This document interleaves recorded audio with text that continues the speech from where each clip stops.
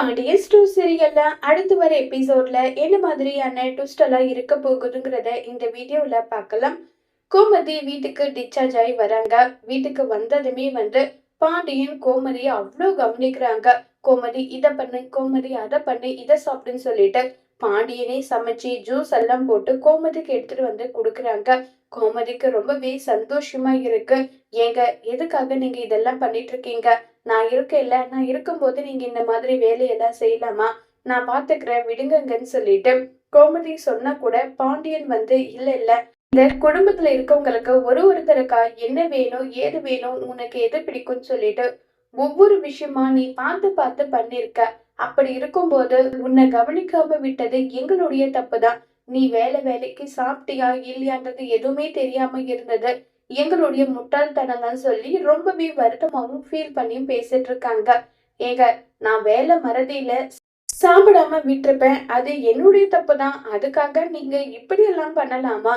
நீங்க அன்பை காட்டினாலும் மொத்தமா அன்பை காட்டுறீங்க, இல்லைன்னா வெறுப்பை காட்டினாலும் மொத்தமா வெறுப்பா காட்டுறீங்க. என்னங்க இதுன்னு சொல்லிட்டு கேட்டுட்டு இருக்காங்க.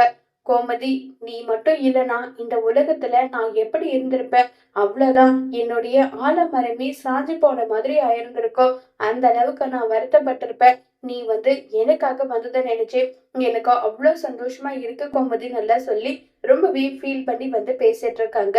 இத கேட்டதும் உடனே நம்ம கோமதி ஏங்க, நான் பண்ணதும் தப்புதான், நீங்க என் மேல கோவப்பட்டதும் சரிதானேன்னு சொல்லிட்டு ரெண்டு பேரும் மாறி மாறி அன்பு பாசத்தை பரிமாறிட்டு இருக்காங்க. அப்ப செந்தில் ஏண்டா, இவங்க ரெண்டு பேரையுமே புரிஞ்சுக்கவே முடியல, அடிச்சுக்கிட்டா ஒரே முட்டை அடிச்சுக்கிறாங்க, இல்லைன்னா கொஞ்சம் கொஞ்சம் வலியுறாங்கன்னு சொல்லிட்டு எல்லாம் இருக்காங்க. விடுனே, இதுவும் சந்தோஷமா நல்லா தானே இருக்கு. அம்மா ஹாஸ்பிட்டல்ல இருந்த நிலைய பார்த்து மனசுக்கு அவ்வளவு வருத்தமா இருந்தது தெரியுமா, நல்லா சொல்லி பேசிட்டு இருக்காங்க.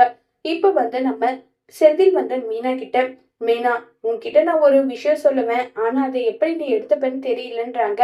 என்ன விஷயங்க சொல்லுங்கன்றாங்க. இல்ல, கொஞ்ச நாளைக்கு கோட்டஸ் போகாம நம்ம இங்கே இருந்துடலாமா? ஏன்னா அம்மாவை வேலைக்கு நீ பாத்துக்கிட்டா நல்லா இருக்கும்ல. பாவம் அம்மா, அம்மா நம்ம குடும்பத்துக்காக எவ்வளவோ விஷயத்த சாக்ரிஃபைஸ் பண்ணிருக்காங்க. இப்படிப்பட்ட நேரத்துல நம்ம அம்மா கூட இருக்கணும் இல்லைன்னு சொல்லிட்டு இருக்காங்க. நானும் அதை தாங்க நினைச்சேன். ஆனா நான் கேட்டா அதுக்கு என்ன பதில் நீங்க சொல்லுவீங்களோன்னு நினைச்சுதான் நான் அமைதியாவே இருந்தேன். நீங்க சொல்லி நான் கேட்காம இருப்பேனா? கண்டிப்பா அத்தைக்காக நான் ஒத்துக்கிறேன்னு சொல்லிட்டு மீனா சொல்றாங்க. இத கேட்டதும் ரொம்பவே சந்தோஷப்படுறாங்க செந்தில். கோமதி எல்லாருமே உட்கார்ந்துட்டு இருக்காங்க. காந்திமதி கோமதியோட கையை பிடிச்சி ஃபீல் பண்ணி, என்னை மன்னிச்சுட்டு, நீ இப்படி பண்ணிருப்ப நான் நினைச்சு கூட பாக்கலடின்னு சொல்லிட்டு எல்லாம் இருக்காங்க. என்னம்மா, என்ன சொல்ற நீ? என் தலையில குண்ட போற மாதிரி ஒரு விஷயத்த பண்ணிட்டியே, ஏண்டி கோமதி இப்படி பண்ண? எப்பவுமே இந்த வீட்டுக்குள்ளேயே நான் இருப்பேன், ஏதோ பேசிட்டாங்க, யாரோ பேசிட்டு இருக்காங்கன்னு சொல்லிட்டு பேசிட்டு இருந்தது என்னுடைய தப்பு தான் சொல்லி வருத்தப்பட்டும் ஃபீல் பண்ணிட்டும் இருக்காங்க. அம்மா, விதின்னு ஒண்ணு இருக்கு, அதுபடி நடக்குது, அதுக்கு நான் என்னமா பண்ண முடியும்? விடுமா, பாத்துக்கலாம், எதை நினைச்சும் நீ வருத்தப்படாதுன்னு சொல்லி இப்ப நம்ம கோமதி ஆறுதல் படுத்திட்டு இருக்காங்க. பழனியும் சுகன்யாவும் ரெண்டு பேரும் சொல்றாங்க, நீங்க மயக்க நிலையில இருந்தீங்க, எங்களுக்கு என்ன பண்றது ஏது பண்றதுன்னு ஒண்ணுமே புரியல. வழியில ஏதாவது வண்டி கிடக்குமான்னு போய் பார்த்தோம். அப்பதான் குமாரோட வண்டி இருந்தது. இந்த மாதிரி மொத்த விழுந்து கிடக்குறாங்கடான்னு சொன்னதும் போதும், உடனே வாங்கன்னு சொல்லி குமார் தான் எடுத்துட்டு போயிட்டு கரெக்டான நேரத்துல ஹாஸ்பிட்டல் அட்மிட் பண்ணா. ஒருவேளை குமார் மட்டும் அந்த இடத்துல அந்த நிமிஷத்துல இல்லைன்னா அத்தியோட உயிர் என்ன ஆயிருக்குமே தெரியாதுன்னு சொல்லிட்டு எல்லாரும் பேசிட்டு இருக்காங்க. இது எல்லாமே நோட் பண்ணிட்டு இருக்காங்க அரசி. அரசி அம்மா, இனிமே நானு உன்னை நல்லபடியா பார்த்துப்பேன், உன்னை எதிர்த்து பேச மாட்டேன், நீ என்ன வேலை சொன்னாலும் அதை நான் செய்வேன்னு சொல்லி கோமதி கிட்ட அழுதுட்டு இருக்காங்க. ஏய், நான் நல்லா தான் இருக்கேன், பிபி சுகர் லெவல் லோவா இருக்கு, அவ்வளவுதான், அதுக்கே எல்லாரும் இப்படி பேசிட்டு இருக்கீங்க, நான் நல்லா இருக்கேன்ப்பா. பாண்டியன் சொல்றாங்க, உன் அம்மாவை பல விதத்துல நம்ம எதிர்த்து எல்லாம் பேசியிருக்கோம். ஆனா கோமதிக்கு ஒண்ணுனா நம்ம எல்லாரும் எப்படி துடிச்சு போயிட்டும் பாத்தீங்கல்லன்னு சொல்லிட்டு எல்லாம் பேசிட்டு இருக்காங்க. சரி, இந்த பிரச்சனையை இதோட விடுங்க, இனி என்ன நடக்குமோ அதை பார்க்கலாம். நான் நல்லா திரும்ப வந்துட்டேன்ல, இனி அதை பத்தி பேச வேண்டாம், விட்டுருங்கன்னு சொல்லிட்டு இருக்காங்க. ஏன் மீனா கோட்ரஸ்க்கு போலியான்றாங்க. அது எப்படி அத்தை, உங்களை இந்த நிலைமையில எப்படி விட்டுட்டு போக முடியும்? நாங்க கோட்ரஸ் எல்லாம் போகல அத்தைன்னு சொல்லிட்டு எல்லாம் இருக்காங்க. செந்தில் இன்னும் ஒரு மாசத்துக்கு நாங்க இங்கதாம்மா இருக்க போறோன்றாங்க. இதை கேட்ட கோமதிக்கு அவ்வளவு சந்தோஷமாயிடுது. மீனாவும் இங்கே இருப்பாளா, இல்ல நடுவுல இதை கூட்டிட்டு எல்லாம் போக மாட்டேன் இல்லைன்னு சொல்லிட்டு இருக்காங்க. இல்லம்மா அப்படியெல்லாம் கூட்டிட்டு போக மாட்டோம், நாங்க இங்கதான் இருப்போம்னு சொன்னதும் கோமதிக்கு பயங்கர சந்தோஷமாயிடுது. செந்தில, நீ வீட்டுல சாப்பிட்டு எவ்வளவு நாள் ஆச்சு, உனக்கு பிடிச்சது எல்லாம் நான் செஞ்சு தரேன் இருடான்னு சொல்லிட்டு உடனே சமையல் கட்டுக்கு போறாங்க. திரும்பவும் லைட்டா மயக்கம் வர்ற மாதிரி இருக்கு கோமதிக்கு. உடனே பாண்டியன், இங்க பார், ஒரு வாரத்துக்கு நீ கிச்சன் பக்கம் போக கூடாது. ஒரு வாரம் என்ன, ஒரு வாரம் உன் உடம்பு சரியாகிற வரைக்கும் நீ கிச்சன் பக்கம் போகாம இருக்கிறது தான் உனக்கு நல்லதுன்னு சொல்லிட்டு இப்ப எல்லாரும் ஆளுக்கு ஒரு பக்கம் மாறி மாறி வேலை செஞ்சுட்டு இருக்காங்க. இத பாக்குற காந்திமதிக்கு ரொம்பவே சந்தோஷமா இருக்கு. கோமதி கிட்ட போயிட்டு, நீ கட்டிட்டு போனவனும் சரி, நீ பெத்துக்கிற பிள்ளைங்களும் சரி, உன் வீட்டுக்கு வாழ வந்திருக்க மருமகளும் சரி, எல்லாருமே முத்து முத்தா இருக்காங்க. உனக்குன்னு ஒண்ணுன்னா எப்படி எல்லாம் துடிச்சு போறாங்க பத்தியா, இந்த மாதிரி இருக்கணும் குடும்பம்னு சொல்லிட்டு காந்திமதி கோமதி கிட்ட பேச கோமதியும் சந்தோஷப்படுறாங்க. அடுத்த நாள் ஆகுது. எல்லா வேலையும் முடிச்சிட்டு நம்ம அரசி காலேஜ் போகலான்னு சொல்லிட்டு போறாங்க. அப்ப குமார் கார் தொடச்சிட்டு இருக்காங்க. இத பார்த்த உடனே வீட்டுல இருக்கவங்க சொன்ன விஷயம் நம்ம அரசிக்கு ஸ்ட்ரைக் ஆகுது. உடனே குமார் கிட்ட யாராவது இருக்காங்களான்னு பார்த்துட்டு நேரா போறாங்க. சொல்ல அரசி, என்கிட்ட ஏதாவது ஒரு முக்கியமான விஷயம் ஏதாவது பேசணுமா? அக்கம் பக்கம் பார்த்து வரையே என்ன விஷயம்ன்றாங்க. நான் கோவில் கிட்ட ஒரு இடத்துல வெயிட் பண்றேன், நீ வந்துடுன்னு சொல்லிட்டு அரசி சொல்லிட்டு போனதும் குமாருக்கு சந்தோஷம் தாங்க முடியல. நிஜமாவா அரசியா இது சொல்லிட்டு போனது? என்னால இத நம்பவே முடியலையே. அரசியா இதுன்னு சொல்லிட்டு ரொம்பவே ஷாக் ஆகுறாங்க. ஷாக் ஆயிட்டு சொல்ல அரசின்னு சொல்லிட்டு இருக்காங்க. என் அம்மா இப்ப உயிரோடு இருக்காங்கன்னா அதுக்கு ஒரு வகையில நீங்களும் ஒரு காரணம்ன்றத என்னுடைய வீட்டுல இருக்கவங்க சொன்னாங்க. நம்ம குடும்பத்துக்குள்ள 1000 பகை இருந்தாலும் எங்களுக்குன்னு ஏதாவது ஒண்ணுனா முதல் ஆளா நீங்க நிக்கிறீங்க. அதுக்கு உங்களுக்கு எப்படி நன்றி சொல்றதுன்னே தெரியல. ரொம்பவே நன்றின்னு சொல்லிட்டு இருக்காங்க. இத கேட்டதும், 1000 தான் எங்களுக்குள்ள பகை இருந்தாலும் நாங்க பேசிக்கலனாலும் அவங்க என்னுடைய அத்தை, அவங்க மேல எனக்கு இல்லாத உரிமையா, அவங்கதான் என்னுடைய உலகமா நான் நினைச்சிட்டு இருக்கேன். அப்படி இருக்கும்போது அவங்களுக்குன்னு ஒரு ஆபத்துன்னு தெரிஞ்சு அதை பார்த்துக்கிட்டோம் என்னால எதுவும் கவனிக்காமலாம் இருக்க முடியாது. இதுக்காக தான் என்ன வர சொன்னியா? ஏன் அதை வீட்லயே சொல்லிருக்கலாம் இல்லைன்னு சொல்லிட்டு எல்லாம் இருக்காங்க. அரசி, நான் திரும்பவும் உன்கிட்ட ஓவரா அட்வான்டேஜ் எடுத்துக்கிறேன்னு நீ நினைக்காத. உன் மேல நான் இப்ப வரைக்குமே பைத்தியமா இருக்கேன். நீ என்ன விரும்பினப்ப அந்த அன்பை புரிஞ்சுக்காம நான் உதாசீனப்படுத்திட்டேன். அதுக்கான பிராய்ச்சித்தமா உன்னை கடைசி வரைக்கும் உள்ளங்கையில வச்சு தாங்கி கண் கலங்காம பாத்துக்கணும்னு சொல்லி நான் ரொம்பவே ஆசைப்படுறேன். இது நடக்குமான்னு சொல்லிட்டு கேட்டுட்டு இருக்காங்க. உடனே அதுக்கு அரசியோட ரிப்ளை, என் அம்மாவோட உயிரை நீ காப்பாத்தினதுக்காக மட்டும்தான் உன்கிட்ட நான் பேசினேனே தவிர வேற எந்த ஒரு உள்நோக்கமும் கிடையாது. அதுக்கு நன்றி சொல்லிட்டு போலான்னு தான் வந்தேன், அவ்வளவுதான் சொல்லிட்டு அரசி அங்க இருந்து கிளம்பி போயிடுறாங்க. இது குமாருக்கு ரொம்பவே ஏமாற்றமா இருக்கு. இருந்தாலும் குமார் வைராகியமா, எப்படியாவது நான் அரசியோட மனச மாத்தி அரசிக்கு எனக்கும் கண்டிப்பா கல்யாணம் நடக்கும்.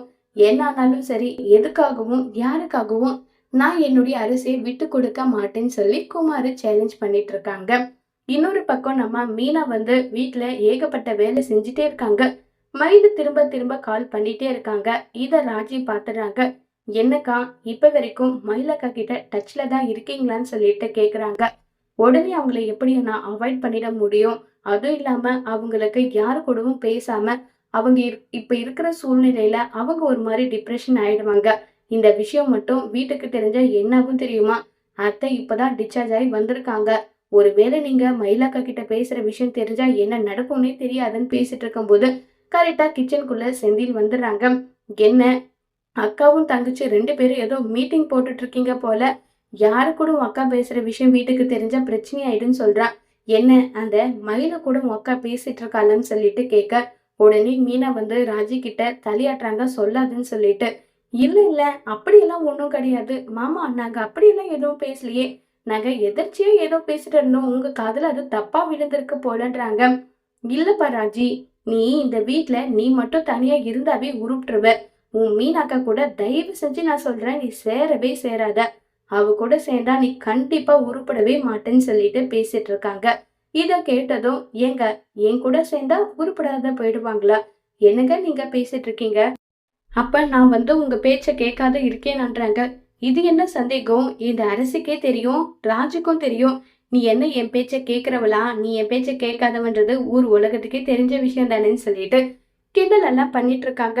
உடனே அங்க இருந்து செந்தில், சரி நான் ஆபீஸ்க்கு கிளம்புறேன், இன்னைக்கு நீ வரியான்னு சொல்லி கேக்குறாங்க. இல்லைங்க, அத்தை கூட இருந்து அத்தைய பாத்துக்கிறேன், நான் லீவ் சொல்லிட்டேன்னு சொல்லிட்டு மீனா சொல்றாங்க. சரி நான் கிளம்புறேன்னு செந்தில் அங்கிருந்து போனதும், ஏங்கா செந்தில் மாமாவுக்கு நீங்க உதவி பண்றது எந்த விஷயமும் தெரியாதான்னு சொல்லி கேக்குறாங்க.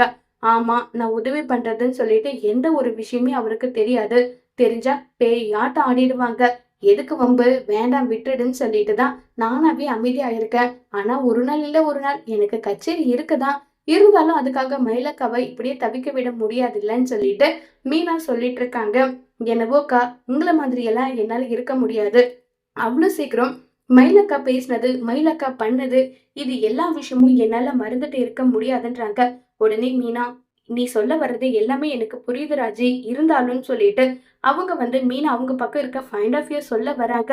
இல்லக்கா, அத நான் கேட்க விரும்பல. கேட்டு எந்த பிரயோஜனமும் இல்லாத போது அதை கேட்டு என்ன ஆக போகுது, விட்டுடுங்கன்னு சொல்லிட்டு மீனாவை அவாய்ட் பண்ணிடுறாங்க ராஜி. இருந்தாலுமே நம்ம மீனாவுக்கு இது ஒரு மாதிரி இருக்கு. சரி நான் கிளம்புறேன்க்கா, அவங்க ஃபோன் பண்ணிட்டே இருக்காங்க, என்ன ஏதுன்னு கேளுங்கன்னு சொல்லிட்டு அங்க இருந்து கிளம்பி போயிடுறாங்க. மீனா, 2 நாளா ஒரு ஃபோன் இல்ல, உன்னை பார்க்கணும்னு சொல்லிட்டு நானும் மெசேஜ் பண்ணாலும் ரிப்ளை பண்ண மாட்டேன்ற, என்னாச்சு, ஏதாவது பிரச்சனையா, செந்தில் தம்பி இது உண்மையை கண்டுபிடிச்சிட்டாரா, சொல்லு மீனான்னு சொல்லிட்டு கேக்குறாங்க. அதெல்லாம் ஒண்ணு இல்லக்கா, அத்தைக்கு உடம்பு முடியல, அதனாலதான் சொல்லிட்டு மீனா சொல்றாங்க. இதை கேட்டதும் பயங்கரமா ஷாக் ஆகுறாங்க மயிலு.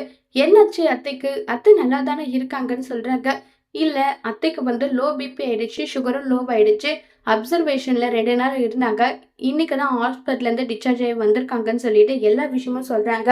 இப்ப அத்தை நல்லா இருக்காங்களா? நல்லா இருக்காங்கன்னு சொல்லிட்டு பேசிட்டு இருக்காங்க. மீனா, எனக்கு நீ சொன்னத விஷயத்துல கேட்டதுல இருந்து அத்தையே பார்க்கணும் போலவே இருக்கு, நான் வரட்டுமான்றாங்க. வேண்டாங்க்கா, அத்தை உங்களை பார்த்தா தேவையில்லாத பிரச்சனை, அவங்களே இப்பதான் உடம்பு ரிகவர் ஆகி கொஞ்சம் கொஞ்சமா நார்மல் ஆயிட்டு வராங்க.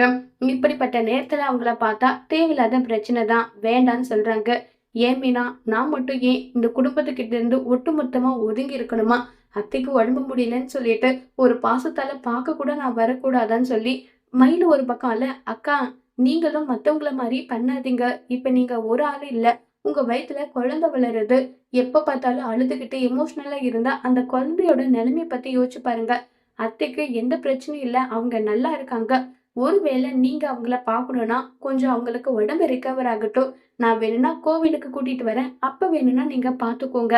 நான் சொல்றது உங்க நல்லதுக்காக தான்க்கா, புரிஞ்சுக்கோங்க. அவங்களும் கஷ்டப்பட்டு நீங்களும் கஷ்டப்பட்டு இது தேவையா? அதனால சொல்றேன்கான்றாங்க. புரியுது மீனா, புரியுது. அவங்கள தூரத்துல இருந்து பாக்குற நிலைமையில நான் இருக்கேன். அதுக்கு காரணமும் நான் தான். அது தெரிஞ்சதுனால தானே இப்படி எல்லாம் பண்ணிட்டு இருக்கேன். இருக்கட்டும் விடு மீனான்னு சொல்லிட்டு மயிலு போனை கட் பண்ணிடுறாங்க.